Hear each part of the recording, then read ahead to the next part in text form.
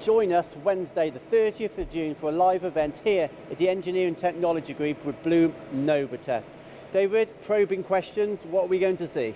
Yeah, we're going to be showing a range of systems on the machine for controlling the cutting tool, controlling the workpiece, and any temperature adjustments, so you can get a complete closed loop control of your machining process entirely. So correct me if I'm wrong, we're going to machine a component with a defect, we're going to probe it for surface finish and size, and then there's going to be an error, and it's going to automatically adjust offsets and remachine it. Exactly, yeah, that's correct. What we're going to do is, first of all, we're going to set all the tooling up.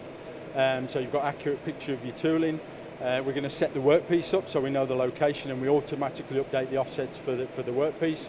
Then we machine a part. We're going to put a deliberate error on it, so we machine it wrong, because obviously the Quasar's not going to machine anything wrong, but we're going to check that there is a problem there, measure it, auto-correct it, and then you get a good finished part off at the end. For both surface finish and size? Yes, yeah, dimensionally, surface finish, and all the cutting tool checks, yeah.